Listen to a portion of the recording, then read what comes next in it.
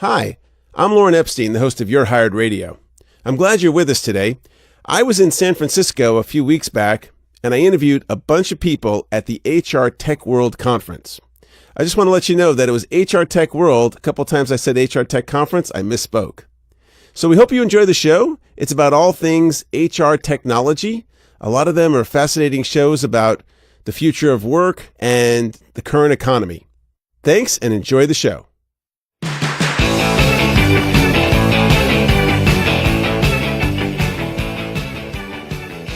Welcome to another episode of You're Hired. I'm your host, Lorne Epstein.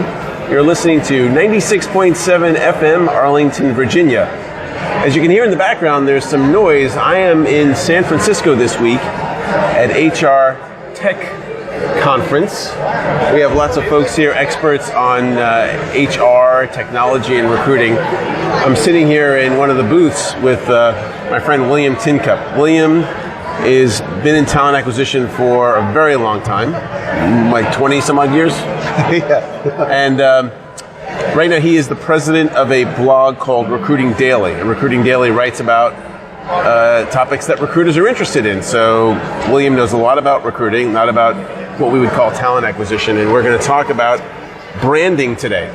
So a lot of you have heard about branding. And it means kind of like how you look to people in the world.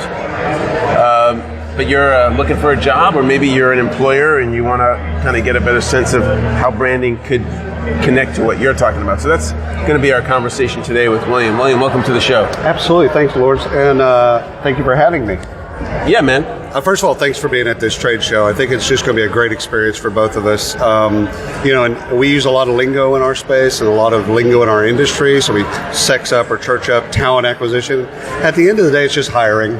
Hiring. How do you hire? Yeah. You have an opening, whether or not someone left or you just created some growth, and you're hiring. And so these folks here care about both the hire, but they also care about what happens after the hire. So what companies would call like payroll or benefits or compensation or performance, they care about it, but it's after the hire. You and I have spent a majority of our lives on the front end of that, working with how do people get hired? Yeah. How do you hire? Right. And how do you get hired? Yeah. So, we were talking about what we wanted to talk about today on the show, and we said branding. And so if, someone's listening to the show, how can they apply the concept of branding to help them get a job? Or if they're an employer, how they would use branding as a way to attract people to their organization? It's such a great question, and I'll tell you what I did, how I got there. Tom Peters wrote a book in the mid-'90s called A Brand Called You. And essentially what he did in that book was he applied product marketing to humans. So you as a human being, you have benefits and features and attributes, and you're like Tide. In fact, I think that was the cover of the book, was Tide. But the idea, the mentality is, if you think like that, then you start like, what do you think? If I were to say Land Rover, your mind automatically goes to a space, and you have this idea of what Land Rover is, what it represents. Right. Like it's already told you we're high quality, we're expensive. I think of a way upper middle class couple. Right. Traveling in some off-road kind of place. That's right. So it's adventure and it's outgoing. Like you have all these brand attributes. Well, we have those too. When I say my name to somebody, I'm looking for something, they already kind of have an idea, rightly or wrongly. They have an idea and a perception of my brand. And Tincup is your proper name. And Tincup is my proper name. Which is a great last name. Right. I mean, if you're going to have a last name. One of the things that William did, it was a few years ago when you were doing your own marketing company, he had a business card which had all of his contact information on it, but it was a firecracker. Yep. And I kept that thing for years. It was a real firecracker with a little fuse on it, and it was so creative. It made such an impression on me that I'll never forget that. Well, here's the thing. So as an agency, we came into a market and they were very conservative players. A lot of sweater vests. And so what we said is, okay, we can't compete with them and be more conservative. We also believe that great marketing comes from the outside. You really want to be innovative. You can't do it internally because you have too much political capital wrapped up in it. So you're not going to recommend the crazy idea to the boss because you'll get fired. So what we basically said is we've got to blow stuff up. Right. We've got to let people know we're going to blow stuff up. Yeah. And if they don't want to work with us, that's great. Yeah. But if they do, they know that we're going to blow stuff up. So the fuse and all the iconography was all purposeful to then let people know, hey, you want to hire somebody conservative, there's great firms out there.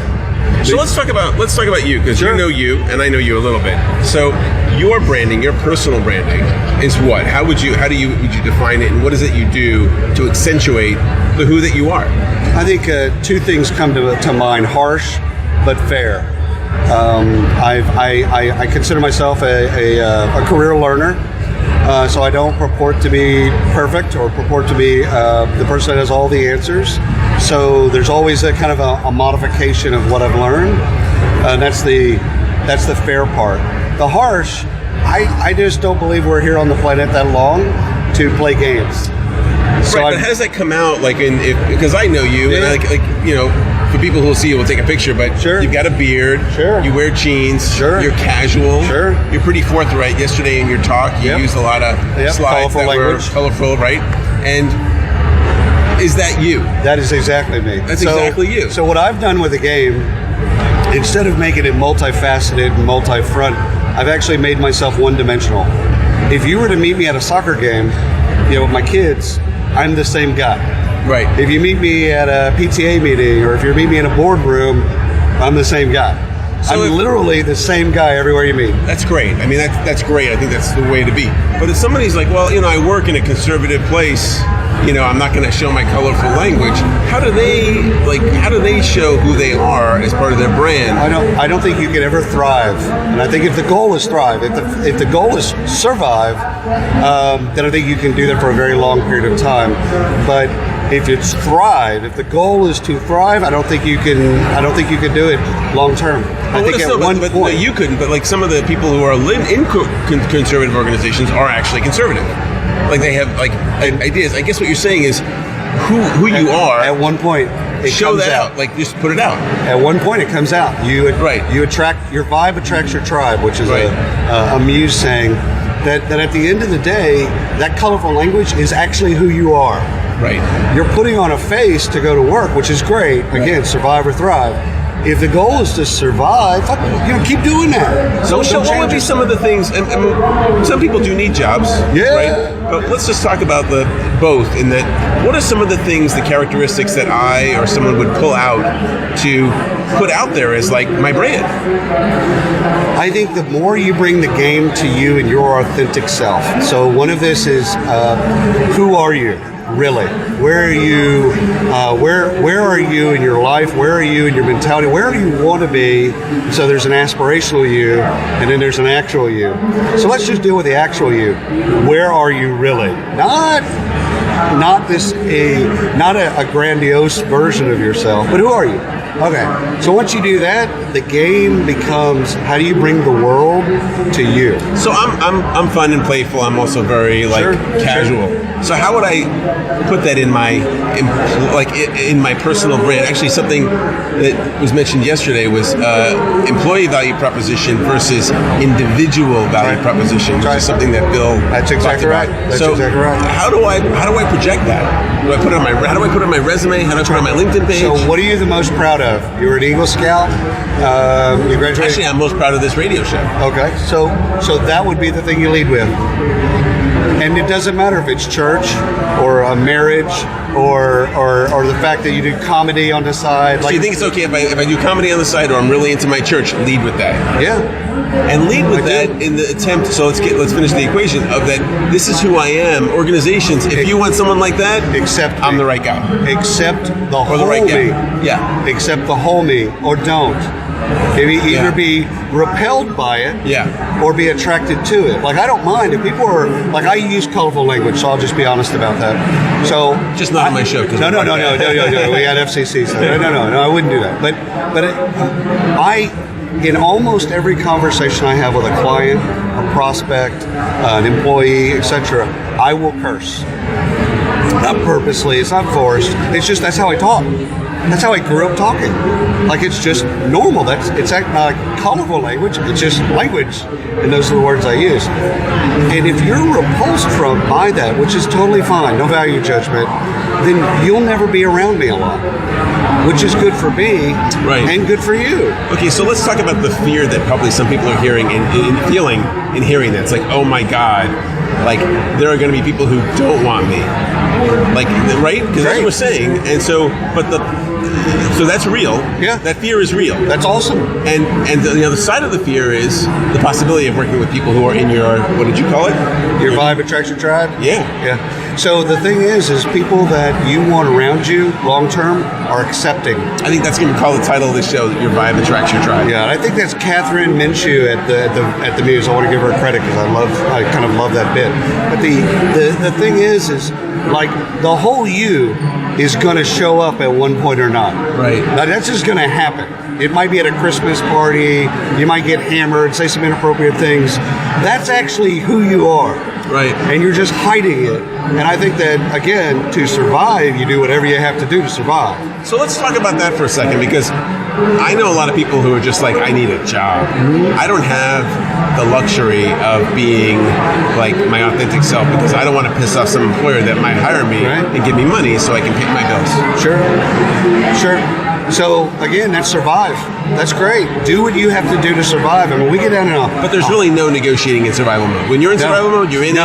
No. You got to do what you got to do. You cannot be your authentic self. You've actually made the conscious decision to see that and say, I'm not going to be me, but I'm going to make that check. I got to get that paper to take care of these bills. You think that's the price people pay? That's exactly the price. Right. So the price that people pay, and do you think it needs to be paid?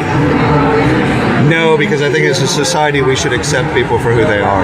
Right. Ultimately, our society is at fault, truthfully. So you think even companies like the owner on down, they're all kind of faking it? They're all faking it. They're really all a bunch of foul-mouthed, drunken sailors who... Right. But we're all deeply flawed, and I guess that's the point, is we all have vices. We're all deeply flawed. No one's perfect. Right. So are they all drunks, or are they all curse a lot? Oh, I don't know. But I know that they have something. That I do know. Right. And that's not coming to work. But it's worse than that. It's we don't accept other people. Right. Like for some of the same things we do. Yeah. Like it's almost like that CEO in that example, not accepting someone for cursing when they curse. Right. Which is almost criminal. Right. So I think the thing, you make a decision, either I'm bringing my authentic self, my whole self to work, or I'm not.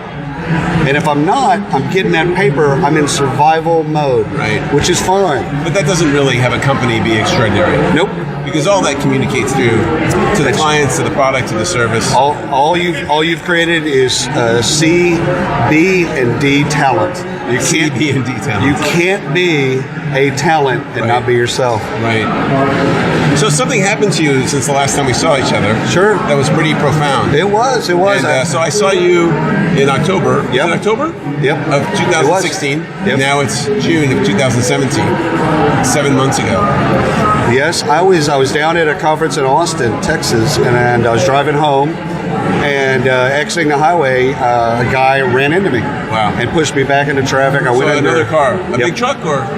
He was in a pickup truck, but he pushed me under a semi. And you were in a Prius. A Prius, which is a wonderful car. But I wrecked everything on my left side, so I broke everything on my left side. Got a bunch of metal in there, but what I've learned through this experience is that everyone goes through trauma. You don't go through life unscathed. It's almost like you tell your kids you don't go through high school unscathed. There's always something that happens in high school. It's true in life. You don't make it to the end of your life and go, wow, that was easy. There's always something. Somebody got cancer. Somebody, lost a limb. Somebody got in an accident. Whatever. This was one of those moments for me where character is built. Is how do you respond to adversity? So what happened? So you have a wife and 2 kids, right? I do. And so what happened with your wife? My wife She was a trooper. Oh my God, she was at the hospital the entire time. Do you remember looking at her face the first time she saw you? No, I think the first time I saw her, because I never lost consciousness in the accident. I never lost consciousness the whole time until I went to surgery. So he shot me with 4 things of morphine, and because my arm was essentially in the back seat, and so they shot me with a bunch of morphine. So by the time I called her from the car, so literally I'm under the truck, fluids are coming into the car. I'm like, hey, I've been in an accident. Please come down here. You know, like I was. Did you know how bad you were? It's interesting, Lorne. And I think a lot of people do this. I disconnected from reality. Yeah. Like I could see blood coming out of my leg. Yeah. And I knew my arm was in the back seat. And I basically said. No, when you say in the back seat, it was still attached to you. It was still, barely. It was still attached to me, but it was in the back seat. Yeah. And I knew that hurt, but I told myself, deal with that later. Like right now, just get through the next. Right. Get out of the car, go to the hospital, get to the next place. I disconnected from reality. I think a lot of people do that. Yeah. And so how did this affect your life and your relationship with your kids? It gave me a lot of time to think, which is good. It gave me a lot of time to reflect on relationships and what's important, which I think a lot of people, when they go through trauma, that's a natural response. I think for me, one of the blessings of the accident is my boys, 11 and 7, they got to see their father go through recovery. And I never got that. My dad was Superman, still is Superman. Were they scared? They never showed it. Was your wife scared? Yeah, but she never showed it either. No one ever showed it. When they left the room, they might have been terrified. But at the time, like when I was going through recovery, I was on a lot of opiates, and the opiates were making me vomit. And so I would vomit, like we could be right here, and all of a sudden I got to vomit. And my kids were troopers because they picked stuff up. They brought me bags. They literally, at 7 and 11 years old, they stepped in, and so they got to see, and they got to see that hospital, surgery, wheelchair, rehab, cane, building a ramp into the house. Like, I got to see all of that. So do you all talk about this now, like what happened and how people felt through the experience? No, I think the thing is, what I've learned is when they go through adversity, my wife and I are going to be able to point back to this and say, well, you remember when your father, went through that accident, you remember that process, day by day, just getting a little bit better, doing all the things you got to do to get better. You'll do that too. Right. And so that idea of recovery and the idea of how you get better is a blessing. We're going to take a quick break. You're listening to Your Hired Radio. My name's Lorne Epstein on 96.7 FM, Arlington, Virginia. I'm here with William Tincup. We'll be back in just a minute. Hi, I'm your host, Lorne Epstein. You're listening to You're Hired, playing here on 96.7 FM, Arlington, Virginia. If you'd like to listen to us on the radio, we play on Mondays from 10 a.m. to 11 a.m. on 96.7 FM. If you miss that show, you can always listen to us on the web at mixcloud.com, Your Hired Radio. If you're interested in being on the show, you can give us a call at 240-876-0276. And if you want to follow us on Facebook, go to Facebook and punch in Your Hired Radio. Also, we're on LinkedIn. You can reach me at Your Hired Radio. And I'm in space at Your Hired Radio. Welcome back to the show. You're listening to Your Hired Radio. I'm your host, Lorne Epstein, and we're talking to William Tincup about branding, and he was telling us a story about quite a horrific accident, and right now you're walking around and you're in good shape. I'm nurturing 2 things. I've got some cartilage in my knee, which makes my walk a little ginger, and I've got some nerve damage in my arm, but you know what? I'm alive. Yeah. And that's all that, for me, every day above ground is a win. So we talked a little bit earlier about branding. Sure. What else? I mean, given that we just learned that there are more people, there are more jobs than there are people looking for jobs, and we're going to talk about this on the show how we kind of bridge that gap, because it seems like it's a skills gap. But for the folks who aren't working, they're having a hard time finding a job, or they're having a hard time changing jobs. What can we tell them? Well, first of all, there's hope. And I think that's one of the things I would tell you is that because the economy is better than it was in some of the recent past, there's hope. You can retrain. You can go back to college. You can find a different field. Like at the field, I tell this to startups all the time, that the market tells you where you are if you listen. So we tell the market where we are, but at the end of the day, your customers tell you where you are. So true is it when you're an individual in a job market. So let's say that you've been a machinist, and that's been your bit all your life, and maybe even you love. So a machinist is somebody who takes drills and drill presses and like forms metal. Right. So let's say that's what you've done for a long time. Let's say you're pretty good at it, but you can't get a machinist job. Essentially, the market is telling you to change. And it's just a question of, are you listening to that or not? And are you willing to do what it takes to change? And change is hard for everybody. It's not easy. Technology change especially is difficult. But at the end of the day, the market tells you everything if you listen. Yeah, that's really interesting. I mean, it's a very profound thing to say. Is that I think a lot of people go like, well, hey, I did my part for society. I got my degree. I'm an accountant or I'm a this, and I'm just going to keep doing that because it's all I know how to do. But really, we can't do that anymore. Nope. That's done. That's gone. And so I'm not sure it was ever here. I think there was a perception of that being here. I think the free agency in sports in the 70s essentially broke the covenant between company and employee, and now we're all free agents. Companies don't think about employees in the way that they used to. Employees don't think of companies in the way that they used to. Right. So that ship is all sailed. But a lot of it comes down to just because they say this in finance all the time about investments. Past performance is not predictive of future performance. Right. So what you did in the past doesn't really matter. It's where are you going to add value today? And I think that's the thing to solve for. And again, if you're looking for that job and it's like, I've been an accountant, well, what other things are to the left and to the right of accountant that might be a better fit for you? Right.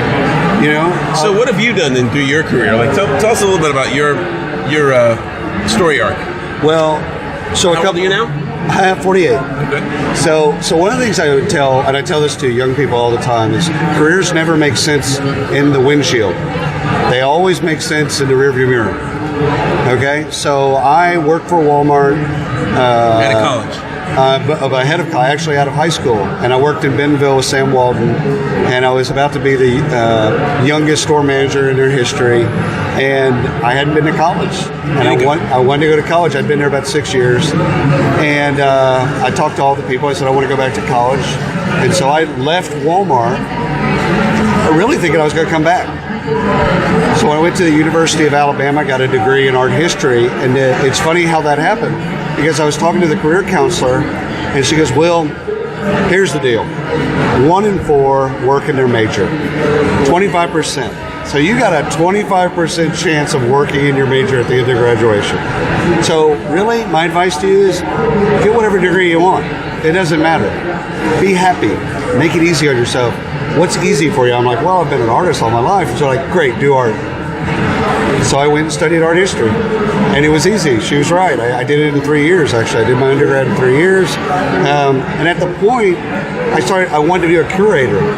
So I kind of switched off of Walmart, and at one point through that art experience, I was like, I really want to curate art. I really want to work for a museum. So I went and did a master's degree at the University of Arizona in Museum Studies and American Indian Studies.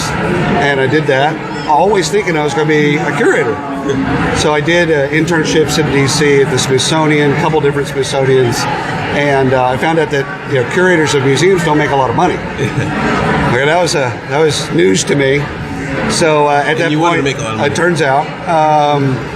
So I got my MBA after that. I was like, okay, I can't do that. Maybe later on in life. Where'd you go for your MBA? Do I now? Where'd you go for your MBA? So I went to Case Western in Cleveland. It's a regional school. Yeah. And I had my MBA paid for. So I had. Who paid for your MBA? Yeah. Who? So I had who paid the score. The school. The school gave you a scholarship for your MBA? Wow, that's unusual. Totally paid. So the good news there is I went through the MBA experience thinking I would go to Wall Street, assuming that I would go to, Wall Street or consulting is really all I was looking at. The last semester of B school, I decided to go into entrepreneurship. So when I got out, I literally went back to Dallas, and This is in the 90s? And I worked at a startup. A tech startup. And a tech startup, and we raised a bunch of money, blew through it, made a lot of mistakes, and then I opened up my own agency. Your own advertising agency. My own agency. And you did that for how long? A decade. And so advertising, PR, interactive, all the agency work is very, very similar.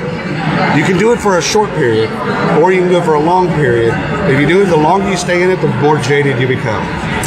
So I did it for a decade, but I got out. I sold my equity of that. Then I built a consulting firm. Consulting for what? User adoption of tech software.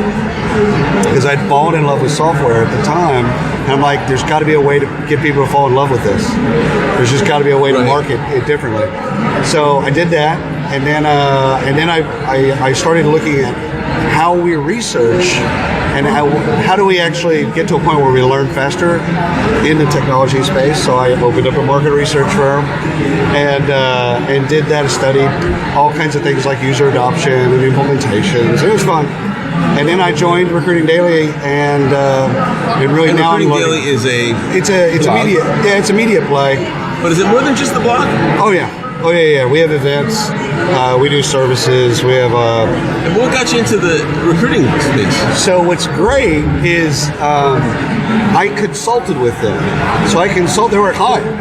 And recruiting blogs. Recruiting Daily. So we were getting to the end of it.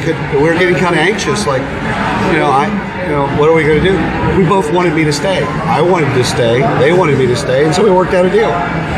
And I get a lot of my juice, if you will, comes from working with startups. I love working with entrepreneurs. I love working with startups. And so this allows me the opportunity to still work with startups. Right. And do advice and do advisory work. And cool. Media is fun, but again, just play out what I just told you. None of that makes sense. None of it. Now, it makes sense totally when I'm looking at that rearview mirror. Like, I understand the steps. So what would you want people to know? Last couple of thoughts. Yeah, I think the thing is the closer, if you're really trying to get to a thrive, the closer you could be to being your whole self, your authentic self, the better. And maybe it's not the whole thing. Right. Maybe there's certain things you're not proud of or whatever, but okay, that's fine. Maybe not the whole, but the more you bring, the more successful you'll be. 2, think of yourself as a brand. Yeah. And how can people reach out to you if they want to? Just type in William Tincup to Google. I'm extremely easy to find on the internet. Okay, cool. William, thanks so much for being on the show. Absolutely, Lorne. I appreciate it. I appreciate the radio show. You're doing great work. Thank you. And thanks again for listening to another edition of You're Hired. You're listening to 96.7 FM, Arlington, Virginia. We'll see you next week.